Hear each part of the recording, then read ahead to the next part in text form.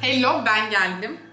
Şimdi ilk önce girişte söylemem gereken birkaç şey var. Ben çok fazla sabit, yani mesela şöyle durup konuşamıyorum. Elim kolum çok oynuyor. Bir önceki videoda da zaten izlerken fark ettim. Soru soruyorum Gökhan'a. Gökhan cevap verecek, çocuk ağzını açıyor falan diye böyle lafı ağzına tıkıyormuşum gibi olmuş. Evet, çok doğru söylüyorsun. Bunlara dikkat etmeye çalışacağım en azından ikili videolarda. Daha doğrusu yani dinlemeyi bilmiyorum belki de ama biraz şey de var bende işte. Yani tanımlar çok doğru mu bilmiyorum da hiperaktivite, hemen sıkılma, müdahale etme falan filan. Bir diğer söyleyeceğim şey de yani günlerdir bana artık çek şu videoyu, çek şu videoyu diyen bir sürü insan var. Her şey başlayana kadar zor bende ama şu yanımı da biraz burada siz de beni desteklerseniz törpülemek istiyorum. Bir arka plan yapayım, şunları kaldırayım, yok efendim oraya siyah perde takayım, işte saçlarımı yapayım, makyaj yapayım, ekranın karşısında ne renk giyeyim, şöyle oturayım, ne anlatacağım falan diye düşünmekten harekete geçemiyorum. Sonra dedim ki boş ver ya böyle çık. Yani böyle derken işte ev haliyle. Yok saçınla uğraş, yok üstünle uğraş. Yani olduğu zamanlar olabilir. Ama sürekli bunu bekleyip yani hani mükemmel bir şey çıkartmaya çalışmak, işte arka plan, alan, ışık, saat, bilmem ne, görünüm, görüntü. Ne bileyim kilo vermeyi bile bekledim yani aslında video çekmek için. Yok amına. Sonra fark ettim ki bu iş böyle olmaz. Böyle bir sabrım ve motivasyonum olsa zaten başka işler yapardım herhalde diye düşünüyorum. Giriş 20 dakika sürdü. Şimdi gelişmeye geçeceğiz. Bir soru cevap videosu çekeceğim demiştim. Instagram'da sorular gelmişti. Ben soruları okudum. Kendime göre cevaplar vereceğim. Ama önce soruları bulmam lazım. Değil mi? Bunu mesela önceden bulsaydım keşke Elif. Nerede? Kız nereye gitti? Not almıştım ben bunları. Akıllı kadının ikinci şansı bende bitti mi biter. Yarım saat kadar videoyu durdurup soru cevap notları aradım. Şeyden çok hoşlanmıyorum. Elif ben işte 38 yaşındayım bilmem ne şurada çalışıyorum, şunu okudum, bu işi yapıyorum falan. İnsanların da bunu niye merak ettiğini de çok anlamıyorum açıkçası. Tanımaktan benim anladığım bu değil. Ben bir insanı tanımak için önce merak etmem gerekiyor, evet. Ama merak ettiğim şey genelde nelerden hoşlanıyor, nasıl oturuyor, ne yemekten zevk alıyor. Mesela yemek yemek benim için çok önemli bir şey. Ben yemek yemeyen insanlarla sıkılırım. Yaşam tarzı nasıl, sinirleniyor mu, sakin mi, kitap okuyor mu, denizi seviyor mu, yüzmeyi biliyor mu gibi şeyleri merak ediyorum. O yüzden de insan kaynakları başvurusu gibi cevaplar vermek istemedim. Beni zaten az çok Instagram'dan tanıyanlarınız var. Hayatımın %80'i orada. Ama evet tabii ki de benim de %20'lik paylaşamadığım kısımlar var. Paylaşamadım değil de paylaşmadım. İnsan çünkü kendiyle halledemediği, kendinde açamadığı alanlarını çok fazla aslında herkesle paylaşamıyor. Yani önce bir şeyi iyi ya da kötü, bedeninizi, hayatınızı, olayları, yaşanmışlıklarınızı kendinizin hazmetmesi gerekiyor ki bunu açık bir hale getirebilin. Çünkü bu tarz şeyleri topluluğa açtığınızda haklı olarak yani şuna da açmış oluyorsunuz. İnsanlar haklı ya da haksız olarak her şeyi söyleyebilme hakkını kendinde buluyor. Bu böyle. O yüzden de hani çok hazır olmadığım, temas etmekten korktuğum yerleri çok fazla ben de sosyal medyada göstermiyorum değil, gösteremiyorum. Depresyonla ilgili sorular vardı. Ben nasıl depresyona giriyorum ve nasıl çıkıyorum ben de anlamıyorum. Tamam evet bazı yaşanmışlıklar var, bazı süreçler var. Boşanma, ölüm demek istemiyorum, kayıp diyelim, yaz süreçleri. Bunların mutlaka ki etkileri oluyor ama ben hiçbir zaman iyi yapamadım. Bir şey yaşadım. Bunu hayatımın içinde de yapamıyorum ben. Kendine biraz zaman ver. İşte şu an hissettiklerin çok normal. Acı çekiyorsun. Bu olabilir gibi bir insan değilim. Genelde hiçbir şey yokmuş gibi davranıyorum. Bir şey olmadı ki, acımadı ki falan gibi.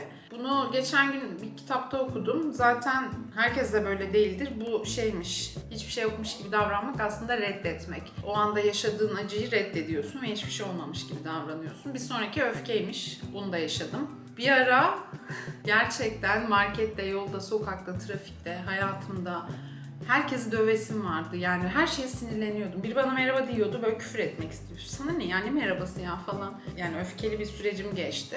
Yani birinci aşama inkar, bendeki depresyon. İkincisi öfke. Üçüncü aşama işte aslında şu an içinden geçtiğim ya da çıkmak üzere olduğum evre depresyon. Burada da ne oluyor? Normalde mesela çok düzen severim, ev severim, mutfakta olmayı severim, kıyafetlerim düzenli olsun severim ama ben depresyona girdim şuradan çok net anlıyorum. En açık haliyle söyleyeceğim. Geçen gün evde artık giyecek temiz iç çamaşırı bulamadım yani. O kadar evi dağıtıyorum. Perdeler genellikle kapalı oluyor. Normalde de çok uyumam. Depresyondayken de uyumuyorum. Ya da uyuyamıyorum belki bilmiyorum. Yani her gün sabah 6'da 7'de ayaktayım. Uykuyla ilgili bir problem yaşamıyorum depresyonda olduğum süreçlerde. Çıkmak için de harekete geçmem gerekiyor. Yani evet çok kötüyüm, evet halim yok ama bir şey oluyor ve sen oradan çıkıyorsun gibi bir şey değil. Mutlaka kalkmam lazım, yürüyüşe gitmem lazım, bir yerden bir şeye başlamam lazım. Bana iyi gelen şeyler. Bu herkes de farklı olabilir. Ya da mutfağa girip bir çorba yapmam lazım. O bile bana çok iyi geliyor. Ve depresyondayken mesela kedilerle bile anlaşamıyorum, ilgilenmiyorum. Kucağıma geldiğinde şey yapıyorum falan böyle. Onlarla ilgilenmek aslında iyi geliyor. Bilin bakalım ne oldu? Yine kameranın şarjı bitti. Bu bozuk herhalde. Çünkü ben kamerayı açıyorum. Işıklar da gözüme alıyor. 10 dakika konuşuyorum. Çat kapanıyor. Bir öncekinde de aynısı olmuştu. Neyse bunların hepsini süreç içinde halledeceğiz. Bunun için sizin videoları izliyor, beğeniyor ve benim video çekiyor olmamı istemeniz lazım. Her neyse. Terapiyi anlatıyordum. 2020'de başladım terapi almaya. 2 sene aralıksız bir terapi sürecim oldu. Ben çok faydasını gördüm ama ben insanlara böyle şeyler öneren biri değilim. Yani şöyle, bu zaten birinin size ben terapiye gittim, şu doktora gittim ya da işte benzeri bana çok iyi geldi, sana da iyi gelir dediğinde size iyi gelecek bir şey değil. Yani sizin aslında buna ihtiyaç duymanız, bunu istiyor olmanız ve birazcık iyileşmeye gönlünüzün olması ve inanmanız gerekiyor. Bu illa terapi olmak zorunda değil. Kendinize iyi gelebilecek herhangi bir şey olabilir. Bunu aslında bulmak. Ben terapiye gitmeyi seviyorum. Biraz böyle alışkanlık haline de geldi. Sonrasında bir ara bıraktım. Bir seneye yakın. Sonra tekrar başladım. Tekrar bıraktım. Sonra terapist değiştirdim. Sonra tekrar değiştirdim. Şu anda da haftada bir gün gidiyorum. Bana iyi geliyor. Ben seviyorum. Onun dışında ne var? Depresyon olayları böyle. Yani size çok net giriş, gelişme, sonuç gibi anlatamayacağım. Bunun aslında bir girişinin ve sonucunun olduğunu da düşünmüyorum. Her şey hayatımda yoluna girdiğinde belki atıyorum. Mükemmel bir ilişki yaşıyorum. Yine ilişkiyle ilgili kafamı karıştıran noktalar olduğunda terapiye gidip konuşmak isteyeceğim. Ya da bir iş yapmaya başladım. Her şey çok iyi gidiyor ama bazı şeyler beni yoruyor. İşte çözemiyorum. Ne yapacağım bilmiyorum. Terapiye gideceğim. Benim için terapi böyle bir yerde. İlla hep hani acı, dert, keder olmak zorunda da değil. İnsanız ve hepimiz bazen hayatın içinde nerede ne yapmamız gerektiğini bilmiyoruz ya da yaptığımız şey bize iyi gelen şey mi, doğru mu yanlış mı demeyeyim ama hani benim için iyi mi bu hissini terapistle konuşmak bence güzel. Ah, çok ciddili oldu yine böyle Özlem Gürses havasında. Erkekler meselesi. Benim bir ilişkim yok. Olacak gibi de değil. Ve hani artık günün sonunda geldiğim noktada ya niye olsun ki zaten oldum. Bunun sebebi de yine biraz karşı cins. Erkeklerin kendini çok yani biraz böyle cinsiyetçi ve ben doğru cümleyi arayarak konuşamam. Bildiğim ve içimden geldiği gibi anlatacağım. Erkekler kendini çok yukarıda görüyor. En net söyleyebileceğim şey kendini bir yerde görüyorsun ama hani bu arkası boş özgüvenin sebebi ne? Şimdi kıyafetle, giyimle, arabayla, maddi bazı şeylerle bana göre insan olunmaz ya da tam olunmaz ya da çok etkileyici falan gibi bir durum söz konusu değil. Anlaşabilmek ve iletişim kurabilmek önemli diye düşünüyorum. Hani gerçekten neye güvendiklerini anlamıyorum ve şey de var. Şimdi benim yaş grubum hadi diyelim ki 35 plus diyelim. 38 üstü, 40 üstü. Ya zaten hani benim kadar en az ya da benden daha çok şey yaşamış, çocuğu çoluğu olmuş adamlar. Ben olsam mesela şeyi düşünürüm. Hayatımın geri kalanını sen ve senin geçmiş hayatın ve senin çocuklarınla paylaşmayı kabul edecek kadar seni niye seveyim ya da niye isteyeyim? Hani ne var ki bu kadar? Gerek var mı buna? Bu bir kriter değil. Olmaz da demiyorum. Ama bunun için bir sebep bir sevgim olması gerekiyor ki buna tamam hani bunu kabul edebilecek kadar çok seni istiyor ve seviyor olmam gerekir. Böyle biriyle de hiç karşılaşmadım. Hadi onu eledik. Ne derler ona? Çöpsüz üzüm birisi mesela. Yine fazla bir özgüven. Yani kendime ve kendi hayatıma baktığımda ve karşımdaki insanların hayatına baktığımda yine söylüyorum bakın maddesellikten bahsetmiyorum. Hani beni mutlu edebilecek, beni güldürebilecek, benim ihtiyacım olan ilgiyi bana verebilecek. Hani gün içinde böyle bir an onu düşündüğümde iyi hissedebileceğim bir yere Allah'ım yarabbim ya Resulullah ya. Size bir şey söyleyeyim mi? Son videoyu çekerken kayıt tuşuna basmayı unutmuşum. Şu anda kayda bastım. Umarım çekiyor. Nerede kaldığımı gene hatırlamıyorum. Ali gene koyar araya. Senin yapacağın işi. Ya bilmiyorum işte hayatımda biri niye olsun sorusuna cevap bulamaz hale geldim. Bunda bazı sebepleri var. Yine söylüyorum, maddesellik değil. Bunu niye bu kadar çok söylüyorum? Benim de evet düşkün olduğum alanlar var ama kendi içimde. Şu var mesela. Ben şimdi 38 yıllık hayatımda kendi yaşıtlarıma göre bir yandan aslında hem iyi bir hayat yaşadığımı ben de düşünüyorum. Bir yandan da aslında çok erken acılar, travmalar, bilmem neler, çok kısa bir zamanda üst üste bir sürü kayıp yaşadım. Dolayısıyla benim de acım var, benim de travmalarım var. Mesela bunu en son bir işte psikiyatriste gittiğimde söyledim. İkinci kere burada söyleyeceğim. Ambulans görmek istemiyorum ama mesela İstanbul'da yaşıyorum. Yaşadığım sitede 5000 kişi oturuyor. Trafikte ayrı. Sitenin içinde camın önünden bile işte her gün mutlaka bir ambulans geçiyor. Şimdi bu konuları hayatın içinde anlayabilecek ve dinleyebilecek insan bulmak zor.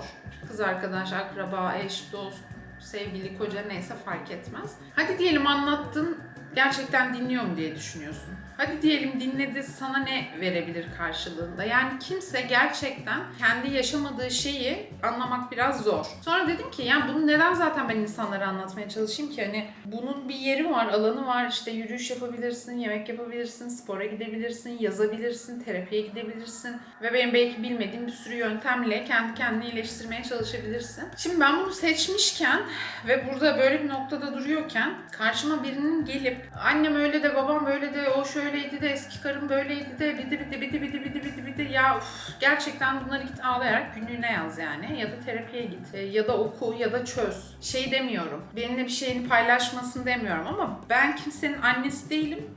Olmak istemem. Terapisti de değilim. Olamam istesem de. Tabii ki de belli bir noktadan sonra çok sevdiğin bir arkadaşına, birine, akrabana neyse o sarılıp ağlarsın, çok özledim dersin. O da seni teselli eder. Bunlar ayrı şeyler ama yani benim derdim var. Ya benim de var. Yani benim de derdim var. Mümkün mü derdinizin olmaması? Kim derdi olmayan biri varsa aşağı yazsın. Bu beni yoruyor ve karşımdaki insanın eksik olduğunu düşündürtüyor. Yine kendi açımdan da şunu fark ettim. Bu tarz şeyler, dert, çile, acı, keder, kahır her neyse anlattığınızda azalmadığı gibi çoğalıyor. Sürekli gündeminiz bu oluyor. İçeyim, ağlayayım, anlatayım, onu anlatayım, bunu anlatayım. Bir noktadan sonra şey oluyor. Bende de oluyor. Yeter ya senin derdini mi dinleyeceğiz? Der insanlar ve hakları. O yüzden tanımaya çalışmak, anlamaya çalışmak, birine ben hayatıma niye alayım, onun derdini mi dinleyeceğim, onun dertlerini mi çözmeye çalışacağım, düzensiz bir hayat var, onun hayatını düzenine mi sokmaya çalışacağım. Yani maalesef ki Türkiye'de hadi diyelim bir noktaya geldiniz, ilişkilerin çoğu böyle. İşte adamın donunu sen ütülemekle yükümlü oluyorsun. Yemeği sen yapmakla yükümlü oluyorsun. Bir de ben zaten hani mesleğim bu olduğu için bir noktada böyle bir beklenti oluyor falan filan. Ki yapmam yani. Ben birilerine yemek yapıyorsam bunu para karşılığında yapıyorum. Hani o kısımda para karşılığı derken işim olarak yapacaksam. Ama onun dışında bir evin içinde bir evi bir hayat paylaştığım birine görevmiş gibi yemek içimden gelirse yaparım. Ben istersem yaparım. Gibi. Bilmiyorum ya. Hani belki ben de çok ne istediğimi bilmiyor olabilirim. Hazır olmayabilirim. Kısaca tek kelimeyle özetlediğimde ben erkekleri yetersiz buluyorum. %80. Adalet istiyoruz, adalet! Yeter buramıza geldi ya! Yani %20'lik kısım içinde güzelim hayatımın içine birini almaya gerek ihtiyaç şu anda hissetmiyorum. Bir de yiğide öldür hakkını ver gibi bir şey vardır. Benim geçmişte ve hayatımda ben hep güzel sevildim, iyi hissettirildim. Yeri geldi belki idare edildim. Ya bu neden böyle oluyor ya? Yine video kapandı. Nerede kaldığımı hatırlamıyorum. Yemek yapmayı çok seviyorum. Mutfakta olmayı çok seviyorum. Evde de sürekli mutfaktayım. Şöyle bir soru da vardı. Yapmayı hiç sevmediğin ama yapmak zorunda olduğun şeyler nelerdir? Çamaşır yıkamak, çamaşır kurutmak. Kurutma makinem de bozuldu bu ara. Atıyorum nemli çıkarıyor, kokuyor falan. Çamaşır işleri böyle hiç hoşlanmadığım şeyler. Yani beni mutfağa koyun, orada yemek yapayım, mutfağı temizleyeyim, dolapları sileyim, lavaboyu sileyim. Her şey, mutfakla alakalı her şeyi yapayım bütün gün. Bir de bana oraya yatak koyun, yatayım kalkayım orada yaşarım yani. O kadar çok seviyorum. Böyle videoları çok uzun tutma dedi sevgili Ali. Anlatacak, konuşacak çok şey var. Umut etmeyi ve hayal etmeyi ihmal etmeyin. Ben terapiye ilk başladığım dönemde çok karanlıkta hissediyordum kendimi. Ve aslında öncesi hayatım hep şöyleydi çocukluğumdan beri. Çok hayal kuran ve aslında kurduğu bütün hayaller gerçek olmuş biriydim. Ama tabii şey var, o çocukluk, yaşının küçük olması, istediğini sandığın şeyler, daha doğrusu hayalini kurduğun şeyleri mükemmel olacağını zannediyorsun hayatında ama öyle olmuyor. Yani dolayısıyla aslında eksik ve yanlış hayaller kurduğum zamanlar da olmuş. Ama gerçek oldu mu? Oldu. Hayal kurmayı çok önemsiyorum. Hala bir sürü hayalim var. Ama o dönemde bana mesela şey demişti terapist, sen hayal kuruyor musun? Şok oldum, dedim ki hayır, kuramıyorum artık.